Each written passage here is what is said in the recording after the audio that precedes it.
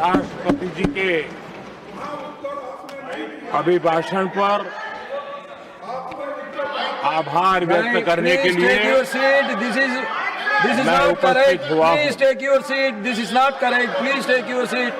No, no, no. Please take your seat. आप बैठिए please. आप बैठिए please. Prime minister is on his legs. Please आप बैठिए. प्लीज आप बैठिए.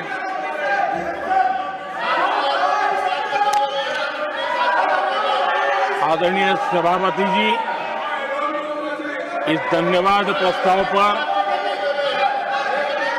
समर्थन के लिए इस सदन में अपनी भावनाओं को व्यक्त करना मैं अपना सौभाग्य मानता हूं।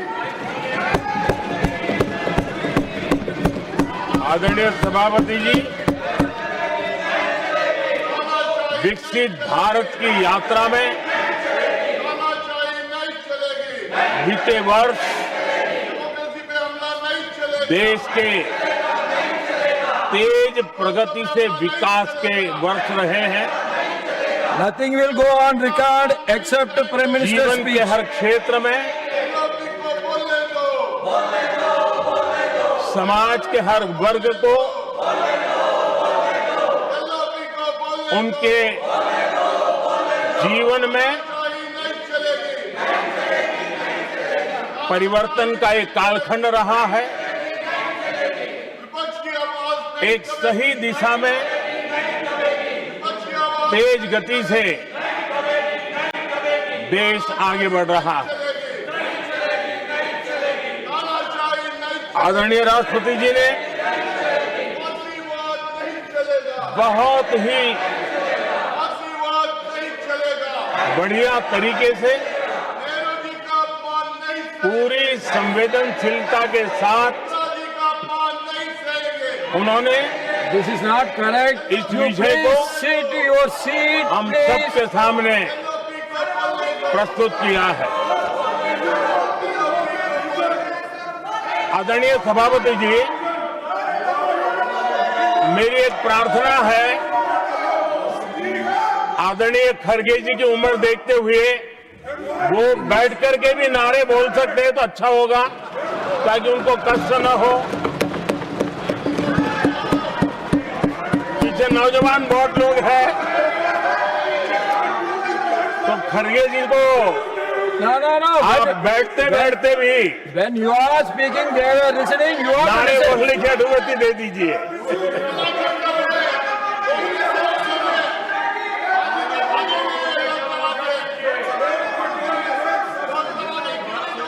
आदरणीय सभापति जी, राष्ट्रपति जी ने इस देश के मध्यम वर्ग, इस देश के निम्न मध्यम वर्ग, इस देश के गरीब, इस देश के गांव, इस देश के किसान, महिलाएं, विज्ञान हो, प्रौद्योगिकी हो, कृषि हो, सभी विषयों को लेकर के बहुत ही विस्तार से भारत के प्रगति का एक स्वर संसद में गूंजा है।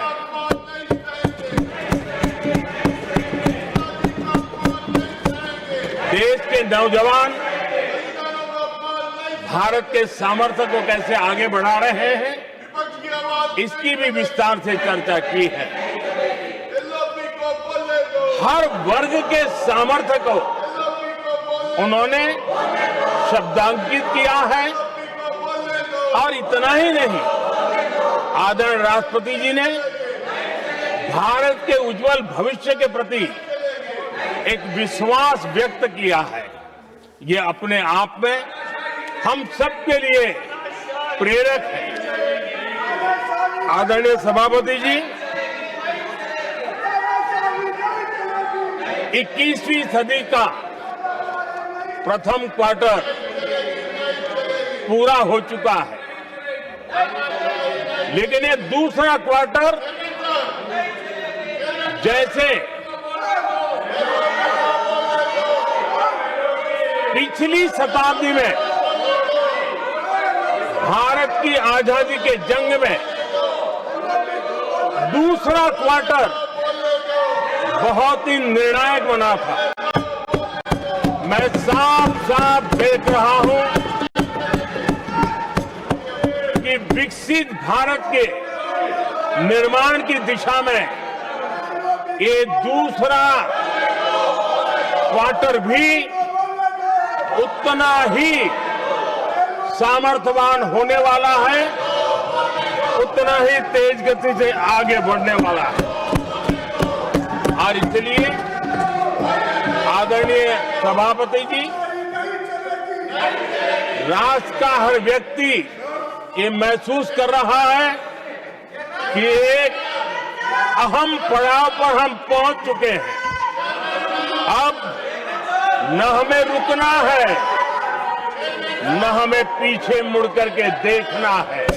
I will not go ahead to what you are doing. आगे ही आगे देखना Please, my है, dear. I am not going to let गति you से चलना now. है। You please, my dear. और लक्ष्य को प्राप्त करके ही हमें सांस लेनी है।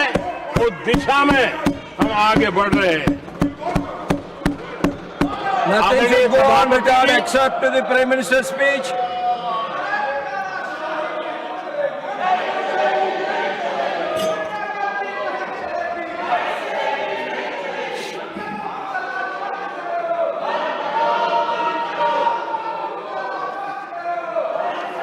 आदरणीय सभापति जी, वर्तमान में अगर हम देखें तो भारत के भाग्य के अनेक सुयोग एक साथ हमें नसीब हुए। ये अपने आप में बहुत ही उत्तम संयोग है, ऐसा मैं मानता हूं। सबसे बड़ी बात है, विश्व के समृद्ध से समृद्ध देश भी बुजुर्ग होते जा रहे हैं।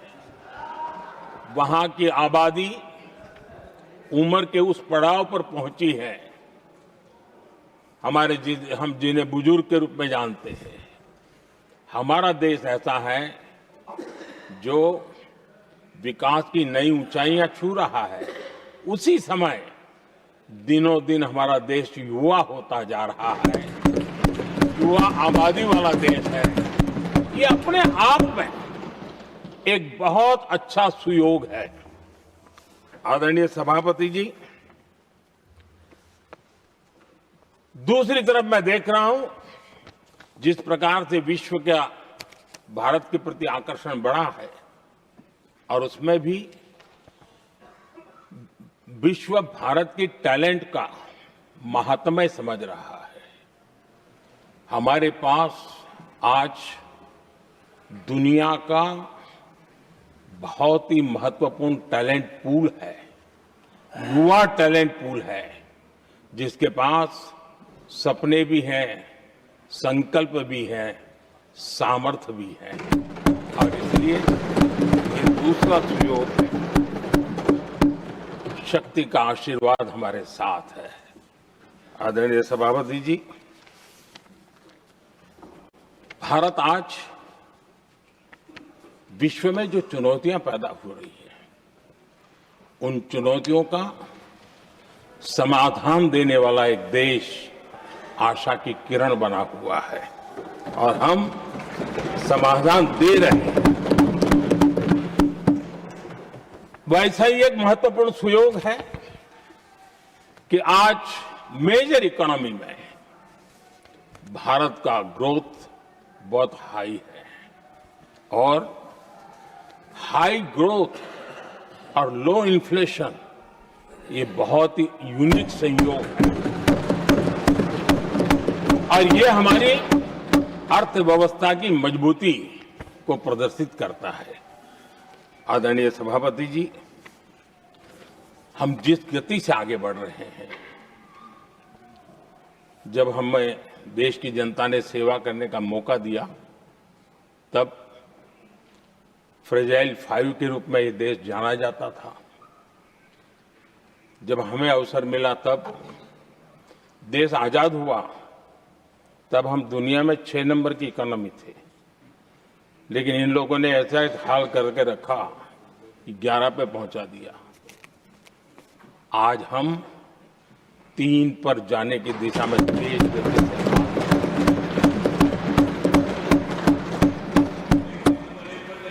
आदरणीय सभापति जी, आज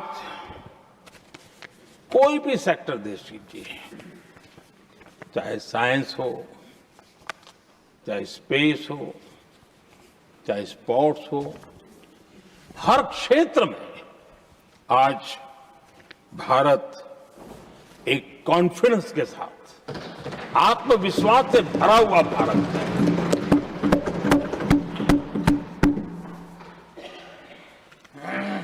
कोविड के बाद विश्व में जो स्थितियां पैदा हुई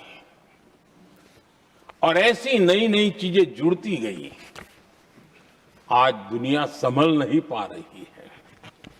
ऐसे में साफ साफ नजर आ रहा है कि दुनिया एक नए ग्लोबल ऑर्डर की तरफ, नए वर्ल्ड ऑर्डर की तरफ आगे बढ़ रहा है। सेकेंड वर्ल्ड वॉर के बाद एक वर्ल्ड ऑर्डर बना था, अब एक नए वर्ल्ड ऑर्डर की तरफ विश्व बहुत तेजी से आगे बढ़ रहा है। और सबसे बड़ी खुशी की बात है, सारी घटनाओं का अराजनीतिक तरीके से, निष्पक्ष भाव से विश्लेषण करेंगे तो झुकाव भारत की तरफ है।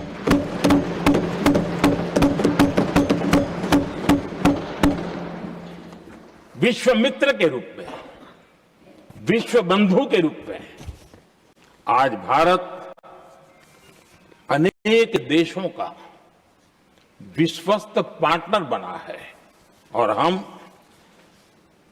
कंधे से कंधा मिला करके विश्व कल्याण की दिशा में भी अपनी उचित भूमिका निभा रहे हैं, अपने सामर्थ्य से सहाय भी कर रहे हैं। आदरणीय सभापति जी, आज पूरा विश्व ग्लोबल साउथ की चर्चा करता है, लेकिन उस चर्चा के सूत्रधार के रूप में आज भारत वैश्विक मंचों पर ग्लोबल साउथ की बुलंद आवाज बन गया है।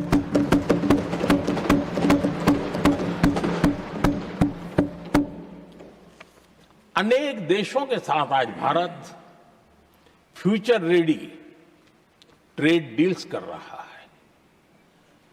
पिछले कुछ ही समय में दुनिया के महत्वपूर्ण 9 बड़े देशों के साथ 9 बड़े हमारे ट्रेड डील हुए और उसमें मदर ऑफ ऑल डील एक साथ 27 देशों के साथ, यूरोपियन यूनियन के साथ।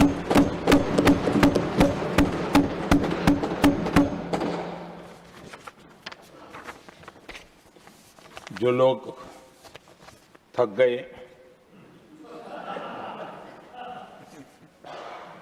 बेचारे चले गए, लेकिन कभी न कभी उनको जवाब देना पड़ेगा कि देश की ऐसी हालत कैसे बना के रखी थी कि दुनिया का कोई देश हमसे डील करने के लिए आगे नहीं आता था। आपने कोशिश की होगी, पीछे पीछे पीछे बहुत चक्कर लगाए होंगे, लेकिन किसी ने आपकी तरफ देखा भी नहीं होगा। क्या स्थिति ऐसे पैदा हुई? दुनिया के देश ऐसे ही भारत के साथ डील नहीं कर रहे हैं। आदरणीय सभापति जी, इसके पीछे सबसे बड़ी बात, डेवलप कंट्रीज एक डेवलपिंग कंट्री के साथ डील करता है ना, वो अपने आप में भी अर्थ जगत के लिए एक बहुत बड़ा डील है। और मेरे लिए नई बात नहीं है। जब मुझे गुजरात में सेवा करने का अवसर मिला था तो मैं एक वाइब्रेंट गुजरात समिट करता था, और मेरे लिए गर्व की बात थी कि एक स्टेट, हिंदुस्तान का एक स्टेट, मेरे इस वाइब्रेंट समिट के partner country, develop country Japan हुआ करता था। एक राज्य ने सामर्थ्य दिखाया था, आज मेरा देश है सामर्थ्य दिखा रहा है। ये तब होता है जब आपके पास आर्थिक सामर्थ्य हो, आपके पास आपके नागरिकों के अंदर, देशवासियों में एक ऊर्जा हो, और खास करके मैन्युफैक्चरिंग के लिए एक मजबूत इकोसिस्टम हो, तब जाकर के विश्व आपके साथ डील करने के लिए आगे आता है। वोट बैंक की राजनीति में डूबे हुए लोगों ने कभी भी देश के ऐसे अनेक पहलुओं पर मजबूती देनी चाहिए, ये कभी उनकी प्राथमिकता नहीं रही, और उसी का परिणाम है। और जहां तक कांग्रेस पार्टी का सवाल है, मैं साफ साफ कहना चाहता हूं, और मेरे शब्दों पे भरोसा नहीं तो मैं देश को, लोगों को कहूं, कुछ मत करो, सिर्फ लाल किले से कांग्रेस के प्रधानमंत्रियों के जो भाषण है, सिर्फ उन भाषणों का एनालिसिस कर लो, आपको साफ साफ लगेगा कि न उनके पास कोई सोच थी, न उनके पास कोई विजन था, और न ही कोई इच्छा शक्ति थी। और इसका परिणाम है कि देश को इतना भुगतना पड़ा। आदरणीय सभापति जी, मैं कोटि कोटि देशवासियों का आभारी हूं। उन्होंने सेवा करने का अवसर दिया। हमारी काफी शक्ति उनकी गलतियों को ठीक करने में जा रही है। दुनिया के मन में जो उनके समय की छवि है, उस छवि को धोने में मेरी ताकत लगती है। ऐसा बर्बाद करके रखा हुआ था, और इस काम के लिए हमने फ्यूचर रेडी पॉलिसीज पर बल दिया है। और आज आपने देखा होगा, देश नीति के आधार पर चल रहा है, पॉलिसीज के आधार पर चल रहा है। एडवोकेज्म को हमने त्याग कर दिया है, और उसके कारण विश्व का विश्वास बनता है। हमने रिफॉर्म, परफॉर्म, ट्रांसफॉर्म के मंत्र को लेकर के आगे बढ़े, और आज स्थिति ऐसी है कि देश रिफॉर्म एक्सप्रेस पर सवार हो चुका है।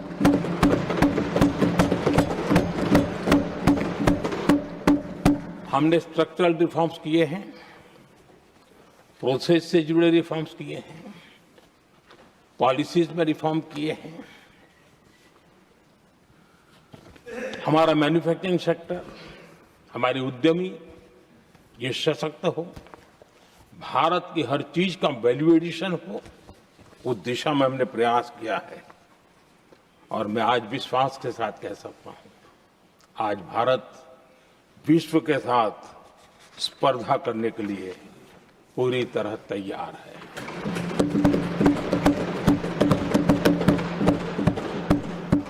जब मैं विश्व के सीईओ फोरम की समिट देखता हूं, आज दुनिया हमारे उद्यमियों को समानता के रूप में देखती है। और जब पिछले दिनों सभी दलों के डेलीगेशन विश्व में गए थे, ये भाव उन्होंने भी अनुभव किया, और आकर के मुझे सभी दल के माननीय सांसदों ने अपने अनुभव बता रहे थे, बड़ा गर्व से कह रहे थे कि हाँ, बराबरी से बात हो रही है। ये हमारे लिए अपने आप में बात है।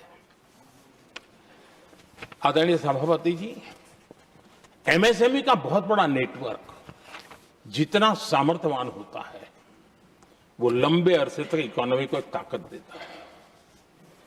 हमने उस दिशा में बल दिया, और हमने कई रिफॉर्म्स किए हैं। आज हमारे एमएसएमई नेटवर्क पर दुनिया का भरोसा बढ़ रहा है। बड़े बड़े हो सकता है हम हवाई जहाज नहीं बनाते होंगे, लेकिन कई हवाई जहाज है जिसमें कई पुर्जे मेरे देश के छोटे छोटे एमएसएमई बना रहे हैं। आदरणीय सभापति जी, देश में हुए इन प्रयासों का नतीजा सबके सामने है। बड़े बड़े देश भारत के साथ व्यापारिक संबंध बनाने के लिए बहुत ही आतुर है। यूरोपीय संघ का ट्रेड डील हो, अमेरिका के साथ अभी हुआ जो ट्रेड डील हो, और कल हमारे पीयूष जी ने सदन में विस्तृत जानकारी भी दी है, और पूरा विश्व खुल करके इस ट्रेड डील का तारीफ कर रहा है। और उसमें जब यूरोपियन यूनियन के साथ ट्रेड डील हुआ तो विश्व को एक भरोसा हुआ कि अब वैश्विक स्तर पर स्थिरता की संभावना बढ़ेगी। अमेरिका के साथ ट्रेड डील होने के बाद विश्व को और भरोसा हो गया कि जो स्थिरता के एहसास हो रहा था, अब गति का भी एहसास होने लगा है। अब विश्व के लिए शुभ संकेत है। आदरणीय सभापति जी, इसका सबसे बड़ा लाभ हमारे देश के नौजवानों को होगा। और जब मैं नौजवान कहता हूं तो उसमें मध्यम वर्ग का भी नौजवान होता है, शहर का नौजवान भी होता है, गांव का नौजवान भी होता है, बेटा भी होती है, बेटी भी होती है। और इसलिए उसे टुकड़ों में न देखा जाए। मेरे देश के युवा के सामर्थ्य का हमें गौरव करना चाहिए, और उनके लिए पूरा विश्व बाजार अब खुल चुका है। अब उनके लिए अवसर ही अवसर है। और मैं उनको कहता हूं, आइए दोस्तों, मैं आपके साथ कंधे से कंधा मिला करके खड़ा हूं। हिम्मत कीजिए, बढ़िए।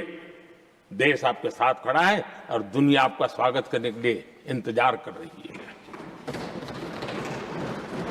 आदरणीय सभापति जी, जिस प्रकार से दुनिया में हमारे युवा प्रोफेशनल्स की मांग बढ़ रही है, इवन केयर गिवर्स की मांग बढ़ रही है। हर कोई मिलता है, हमें इस प्रकार के लोग चाहिए, इस प्रकार। कुछ लोग तो अपना स्पेशल ऑफिस यहां बना रहे हैं रिक्रूट करने के लिए, योग्य टैलेंट की खोज के लिए। इसका मतलब हुआ कि भारत के प्रोफेशनल्स के लिए भी विश्व में बहुत बड़े अवसर बन रहे हैं। आदरणीय सभापति जी, ये संसद का उच्च सदन, ये एक प्रकार से राज्यों का प्रतिनिधित्व करता है। और जो चर्चा की बारीकियां मैंने देखी, मेरा मन कहता है कि थोड़ा स्तर इसका ऊपर होना चाहिए था, और वहां से तो ज्यादा होना चाहिए। वो तो कितने साल तक सरकारों में रहे हैं, वहां से जरा चर्चा का स्तर ऊंचा होना चाहिए था। लेकिन उन्होंने ये मौका भी गंवा दिया, लेकिन उन पर कैसे भरोसा कर सकता है। आदरणीय सभापति जी,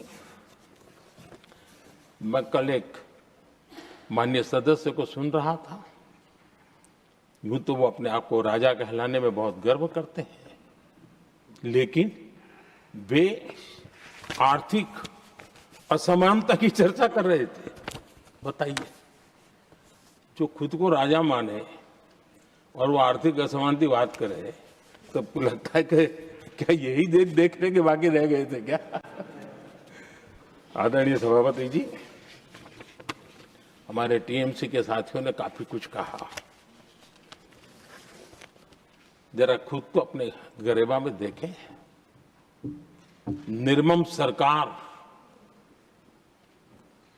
पतन के जितने भी पैरामीटर्स हैं, उन सब पैरामीटर्स में नए नए रिकॉर्ड बनाते जा रहे हैं, और यहां उपदेश दे रहे हैं। क्या हाल करके रखा हुआ है।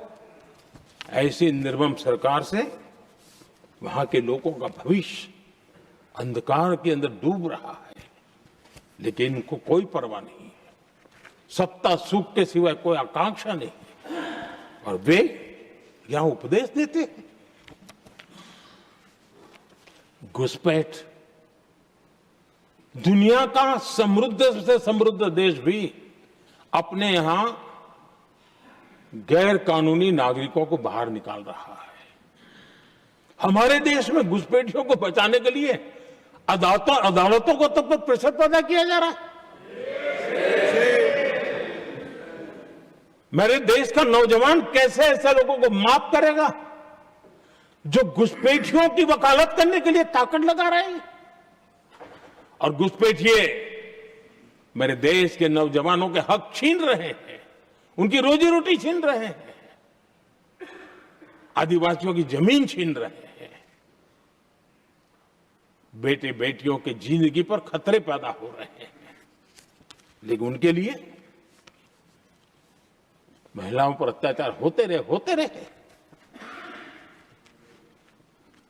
सत्ता नीति के सिवाय कुछ करना नहीं, और वो यहां पर हमें उपदेश दे रहे हैं। और ऐसे चिंताजनक सभी विषयों पर आंखें मूंद करके बैठे हुए वो लोग हैं। एक हमारे माननीय सदस्य काफी कुछ बोल रहे थे, जिनकी पूरी सरकार शराब में डूब गई है, जिनके शीश महल घर घर में नफरत का कारण बन गए, और शायद उनको ब्लैक शब्द ज्यादा पसंद है। हर एक का अपना अपना एक भूतकाल होता है।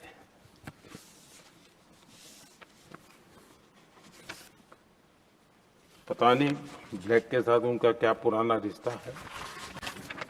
आदरणीय सभापति जी, ऐसे सभी साथियों से मैं आज जरूर कहूंगा, तुम कितना दुनिया को धोखा दोगे, तुम कितना दुनिया को धोखा दोगे। आईना देख लिया तो अपनी सच्चाई कहां छिपाओगे।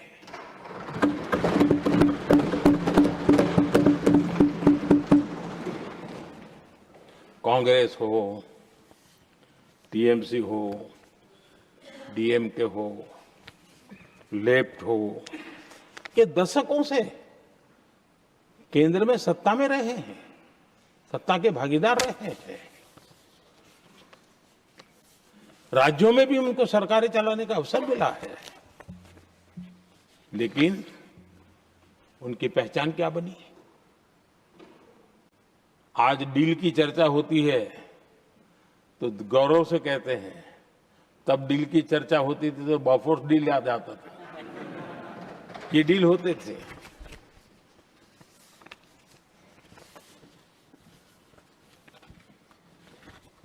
उन्होंने सिर्फ जेब भरने का काम किया। नागरिकों के जीवन में बदलाव आना उनकी प्राथमिकता नहीं थी। आदरणीय सभापति जी, मैं कुछ उदाहरणों के साथ भी बात बताना चाहता हूं, क्योंकि यहाँ चर्चा में ये सारे विषय आए हैं और इसलिए मुझे लिए कहना बहुत जरूरी है। अब एक उदाहरण देता हूं मैं बैंकिंग सेक्टर का। बैंकिंग सेक्टर एक प्रकार का अर्थव्यवस्था की ग्रिड होता है। 2014 से पहले फोन बैंकिंग का कालखंड था। नेता के फोन जाते थे और उसके आधार पर करोड़ों रुपया दे दिए जाते थे,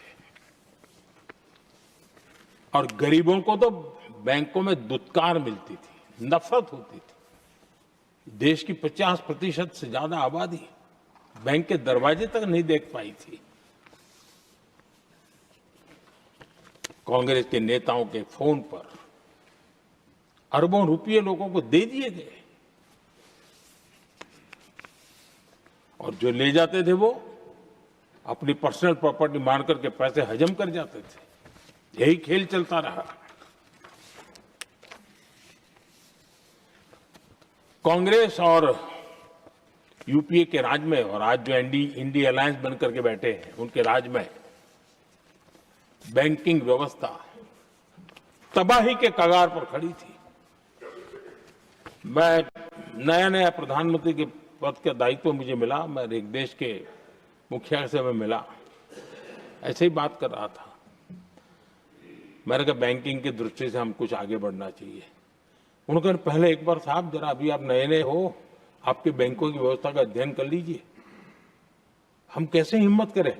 एक देश के नेता ने कोई ये जानकारियां थी, उसने मुझे बताया, यहां इनको कोई परवाह ही नहीं। यानी एक प्रकार से उन्होंने जिस प्रकार से बैंकिंग व्यवस्था को एनपीए के पहाड़ खड़े हो गए थे। जहां भी देखो चर्चा चलती थी, एनपीए का क्या होगा, एनपीए का क्या होगा, कैसे बचेंगे। आदरणीय सभापति जी, चुनौती बड़ी थी, लेकिन हमने समझदारी से काम दिया। बैंकिंग व्यवस्था के सब कर्ता धर्ताओं को विश्वास में लिया। रिफॉर्म की आवश्यकता थी, हिम्मत के साथ रिफॉर्म किए, पारदर्शी व्यवस्था बनाई, ढेर सारे बैंकिंग रिफॉर्म्स हुए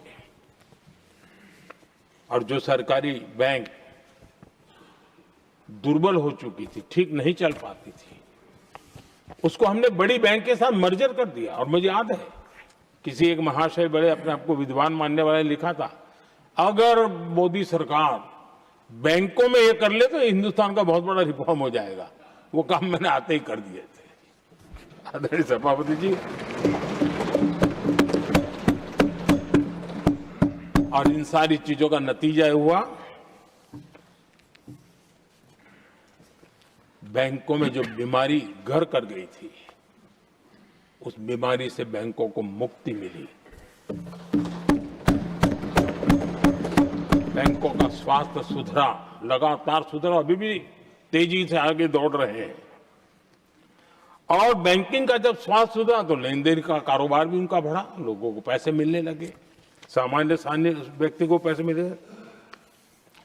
ऐसे ऐसे गरीब लोगों को लोन मिले जिनके लिए कभी बैंक के दरवाजे बंद थे, बेचारा दूर से देख करके उसे जाना पड़ता था।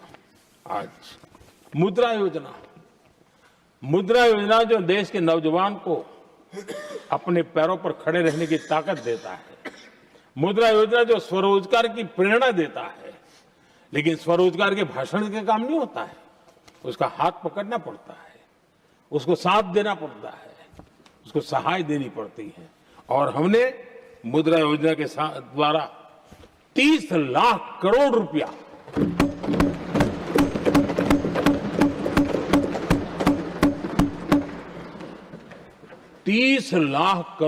से ज्यादा लोन मुद्रा योजना के माध्यम से और बिना गारंटी देश के नौजवानों के हाथ में दिया और उन्होंने अपने कारोबार को आगे बढ़ाया। और गर्व की बात है, उसमें बहुत बड़ी मात्रा में माताएं बहनें भी हकदार बनी, लाभार्थी बनी। सेल्फ हेल्प ग्रुप, इन दिनों ग्रामीण महिलाएं बड़े सपने देखती हैं, खुद अपने पैरों पर खड़ा होना चाहती थी। विमेन सेल्फ हेल्प ग्रुप का हमने विस्तार तो किया ही किया, लेकिन 10 करोड़ बहनों को हमने सीधी आर्थिक मदद की व्यवस्था की। हमारे एमएसएमई सेक्टर को हमने भरपूर लोन दी।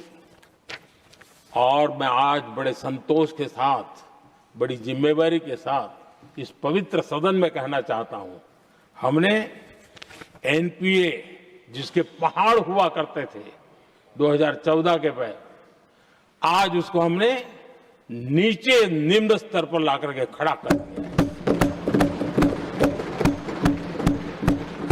आज एनपीए 1% से भी नीचे है। ये अपने आप में बैंकों के स्वास्थ्य के लिए बहुत उत्तम काम हमने किया। इतना ही नहीं, हमारे बैंकों का प्रॉफिट आज रिकॉर्ड पर है, हाई रिकॉर्ड है उसके। ये अपने आप में देश की अर्थव्यवस्था को ताकत देने के लिए, बैंकिंग व्यवस्था मजबूत होती है तो बाकी अर्थव्यवस्था को भी मजबूती मिलती है। उस काम को कहेगा। आदरणीय सभापति जी, मैं एक और उदाहरण देना चाहता हूं। हमारे पीएसयूज, आम तौर पर पीएसयू के संबंध में मान्यता बन चुकी थी, वो बनते ही हैं बीमार होने के लिए, वो बनते ही हैं बर्बाद होने के लिए, वो बनते ही हैं बंद होने के लिए। हमने इस पूरी मानसिकता को हकीकतों के आधार पर बदलने में सफलता प्राप्त की है। और ये लोग पीएसयूज को लेकर के कितनी गलत बातें फैलाते थे। अर्बन नक्सल की तरह ऐसे पीएसयूज के दरवाजे के बाहर मजदूरों की मीटिंग करके भड़काने का पाप करते थे, गुमराह करने का काम करते थे। इन्होंने LIC, state bank of India और भी एचएएल, ऐसे हर एक को बड़ा भला बुरा हो रहा, इतना भद्दे तरीके से। जब उनकी सरकार थी तब तो ये इन चीजों को संभाल नहीं पाते थे, उसको कुछ कर भी नहीं पाते थे। आदरणीय सभापति जी, हमने इसमें भी हिम्मत दिखाई। हमने पीएसयूज के संबंध में भी रिफॉर्म्स किए, रिफॉर्म्स की एक लगातार परंपरा चलाई।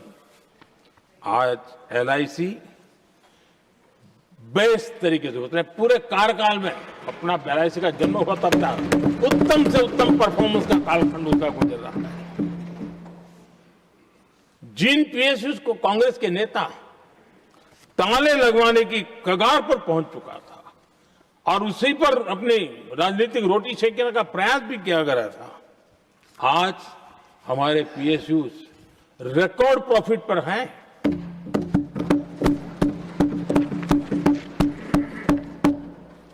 इतना ही नहीं, वे अपने परफॉर्मेंस से मेक इन इंडिया को भी गति दे रहे हैं। मेक इन इंडिया का जो सपना है उसका पूरा करने में वे भी एक बहुत बड़े कैटलिस्ट एजेंट के रूप में आज भूमिका अदा कर रहे हैं। रिकॉर्ड संख्या में रोजगार बना रहे हैं। इतना ही नहीं, हमारे कुछ पीएसयू आज विश्व के अंदर जा रहे हैं, विश्व में भी अपनी ताकत दिखा रहे हैं, विश्व के साथ जुड़ रहे हैं, दुनिया के कई देशों के विकास यात्रा में वो भागीदार बन रहे हैं। आज हमारे पीएसयूज को बहुत बड़े बड़े ऑर्डर देश से भी और देश के बाहर से भी मिलने लगे हैं। ये अपने आप में मैं जो कहता हूं ना, एक बहुत महत्वपूर्ण पड़ाव पर ये देश 25 साल है, उसका संकेत यहां नजर आता है। आदरणीय सभापति जी, कांग्रेस ने विश्वासघात करने के विषय में भी हमारे देश के अन्नदाता को भी नहीं छोड़ा। इस देश में 10 करोड़ किसान ऐसे हैं जिनके पास 2 हेक्टेयर से भी कम जमीन है, छोटे किसान हैं। उनकी तरफ कभी परवाह नहीं की गई, उनकी तरफ कभी देखा नहीं गया, नहीं उनके दिमाग में ये छोटे किसानों का कोई महात्म्य था। उनको लगता है कुछ बड़े लोगों को संभाल लिया तो गाड़ी चल जाएगी, और यही राजनीति करते रहे। आदरणीय सभापति जी, हमारे दिल में छोटे किसान के प्रति एक दर्द था। हम जमीनी हकीकतों से परिचित थे और उसी के कारण हम पीएम किसान सम्मान निधि योजना लेकर गए और आप इतने कम समय में हमारे इन छोटे किसानों के खाते में 4 लाख करोड़ रुपया हमने दिया है। 4 लाख करोड़ रुपया आंकड़ा छोटा नहीं होता है आदरणीय सभापति जी, और उसने हमारे छोटे किसानों को एक नई ताकत दी है, नए सपने देखने का सामर्थ्य दिया है। और मुझे पक्का विश्वास है कि हमारा किसान उस दिशा में जरूर भारत की आशा अपेक्षा के अनुरूप परिणाम देगा।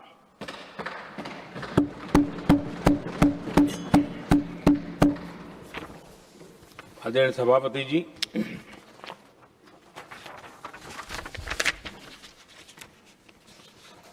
यहां कुछ साथियों ने इम्प्लीमेंटेशन के संबंध में शिकायतों का भाषण काफी किए। शायद वो तय करके आए थे कि ऐसा ऐसा बोलना है, तो इसमें तो उनका ऐलान दिखता था, बाकी में तो नहीं दिखता है। आदरणीय सभापति, जब ये इम्प्लीमेंटेशन को लेकर के इतनी बड़ी बड़ी बातें करते हैं, मैं एक जरा किस्सा सुनाता हूं। मैं किसी का भला बुरा कहने के लिए नहीं कर रहा हूं, मैं सिर्फ हकीकतें रख रहा हूं। परेशानी जिनको होगी उनको होगी, लेकिन तथ्य तो तथ्य ही होते हैं। हमारे देश के एक नेता हिमाचल प्रदेश के दौरे पर गए थे और वहां से आने के बाद उन्होंने खुद ने ये घटना कहीं सुनाई, रिकॉर्ड पर उपलब्ध है। उसमें उन्होंने कहा,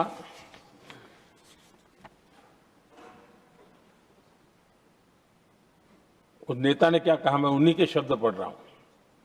काफी लंबे समय तक मुझे योजना आयोग से संघर्ष करना पड़ा, क्योंकि वे पहाड़ी क्षेत्रों के लिए अलग योजनाएं बनाने को तैयार ही नहीं थे। मैं हिमाचल प्रदेश गई थी। जब मैं वापस आई तो मैंने योजना आयोग में कहा कि हमारे कामदारों को, वर्कर्स को जीप की जरूरत नहीं है, बल्कि खच्चरों की आवश्यकता है, ताकि कम से कम उन पर सामान आदि लादा जा सके। आगे उन्होंने कहा, लेकिन मुझे बताया गया हम पैसा तो जीप के लिए ही देंगे, क्योंकि खच्चरों के लिए पैसे देने की पॉलिसी नहीं है। इसी भाषण में आगे वो कहती हैं, अब वहां सड़कें ही नहीं थी। उनका कहने का कारण यह था कि हिमाचल में जहां वो गई वहां सड़कें ही नहीं थी। अब वहां सड़कें ही नहीं थी तो फिर उस पर जीप का क्या लाभ हो सकता है? जीप लेकर के कौन जाएगा जहां रोड नहीं है? लेकिन उस समय योजना आयोग का जोर था, या तो जीप या तो कुछ भी नहीं। आदरणीय सभापति जी, ये भाषण किसी और का नहीं, ये कांग्रेस के वरिष्ठ नेता और तत्कालीन प्रधानमंत्री इंदिरा गांधी का भाषण है।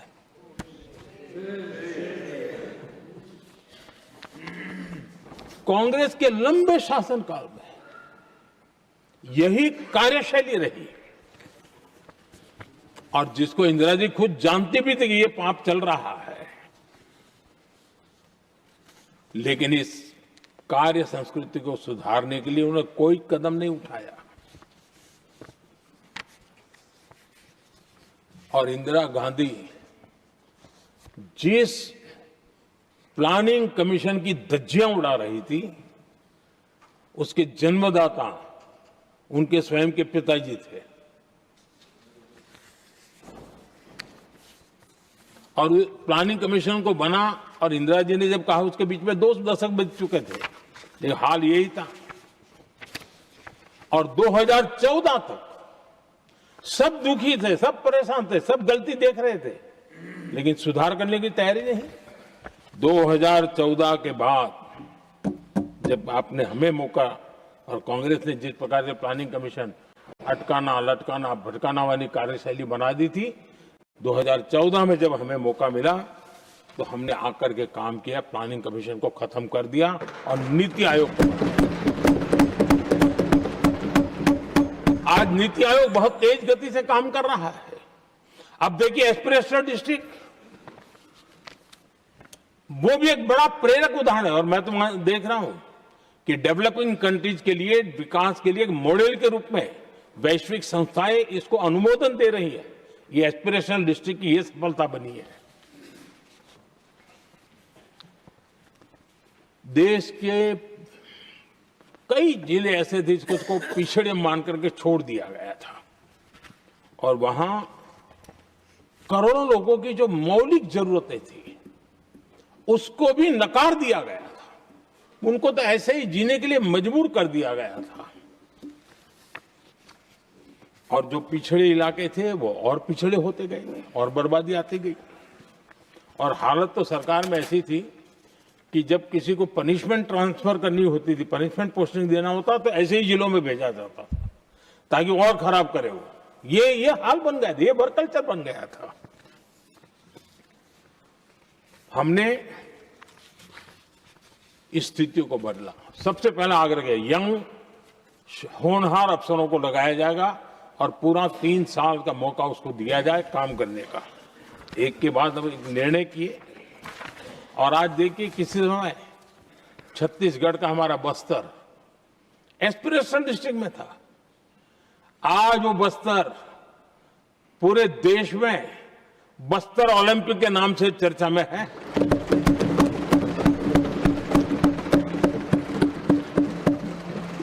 आज विकास की धारा बस्तर के गांव-गांव पहुंच रही है। अभी कुछ गांवों में पहली बार बस देखी, पूरे गांव ने उत्सव मनाया बस्तर में। ये परिस्थितियां छोड़ करके गए हुए हैं लोग और यहां पर पता नहीं किस प्रकार से देश को कहां ले जाना चाहते हैं लोग।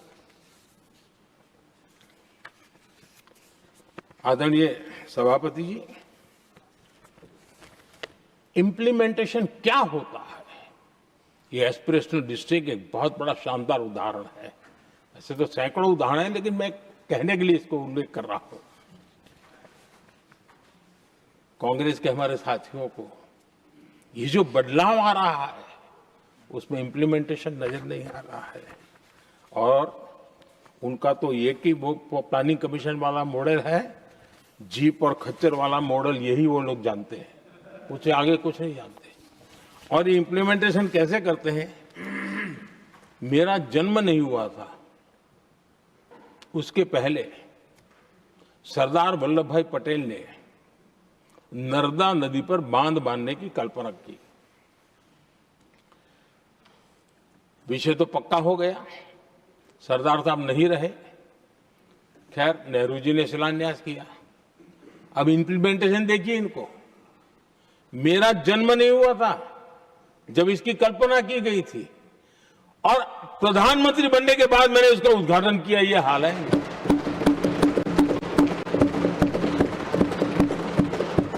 और उनका इंप्लीमेंटेशन देखिए, मुझे मुख्यमंत्री रहते हुए 3 दिन अनशन पर बैठना पड़ा था नर्मदा सरदार सरोवर डैम के लिए, मेरे राज्य के किसानों के लिए।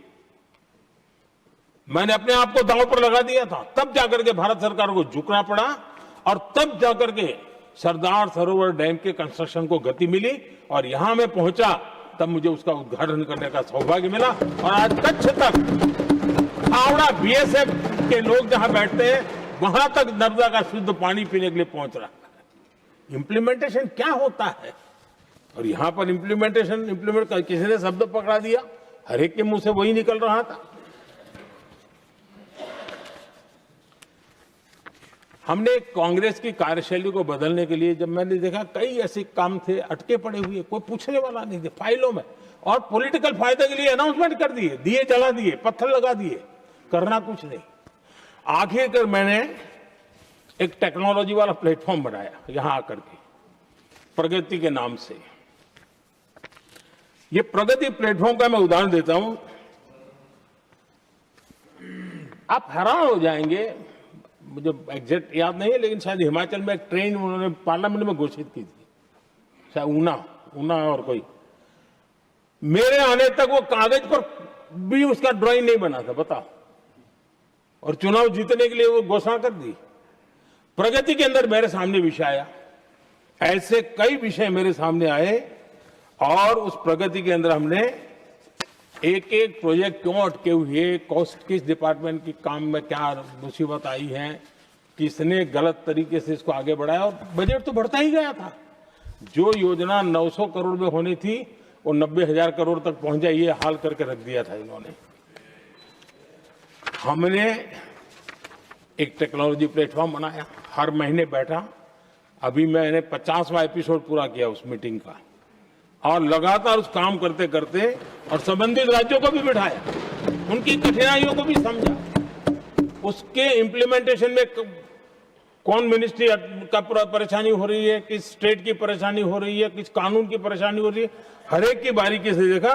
और आज मैं गर्व से कह सकता हूं कि इस प्रगति के इम्प्लीमेंटेशन को बारीकी से प्रधानमंत्री के स्तर पर देखे जाने के कारण 85 लाख करोड़ रुपीस का काम को गति मिली। 85 लाख करोड़ रुपीस के काम आप कल्पना कीजिए, देश की कितनी बड़ी शक्ति को अनलॉक किया हमने।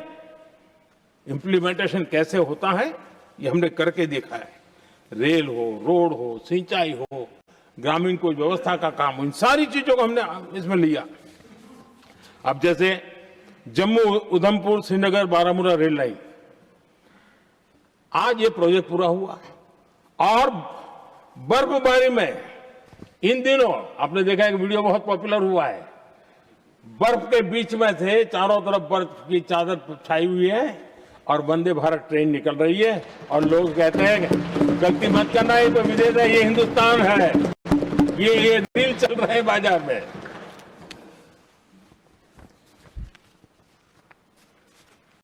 लेकिन 3 दशक तक यही प्रोजेक्ट लटका हुआ था। 3 दशक, 30 साल आप कल्पना कर सकते, 2 पीढ़ी आगे बढ़ जाए, ये यही के अटके पड़े थे। हमारी सरकार ने इसको पूरा किया।